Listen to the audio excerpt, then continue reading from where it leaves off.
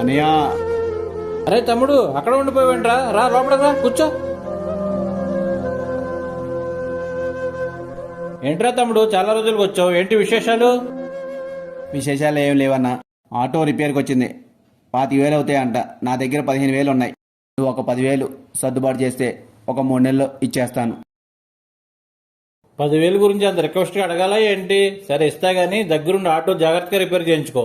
కమలా, బీరువాలో 10,000 ఉన్నాయి, మా తమ్ముడు తీసుకొచ్చి ఇవ్వు. సర్లే గాని ఒకసారి లోపలికి రండి. ఏంటి పిలిచావు?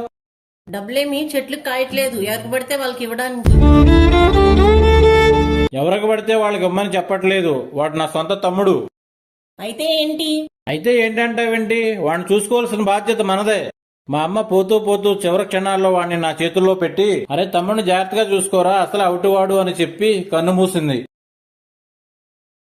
కానీ ఎప్పుడు వాడు నా దగ్గర రూపాయి ఆశించలేదు, అప్పుగానే తీసుకున్నాడే తప్ప.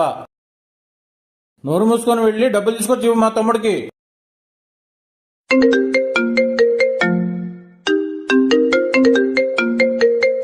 హలో అక్క, నాన్నకి యాక్సిడెంట్ అయింది, హాస్పిటల్లో జాయిన్ చేసాం. అర్జెంటుగా 50,000 కట్టమంటున్నారు.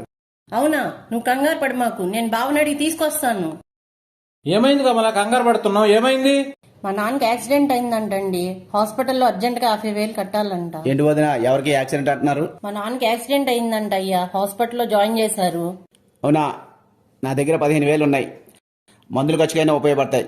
వెళ్ళండి వదిన హాస్పిటల్కి.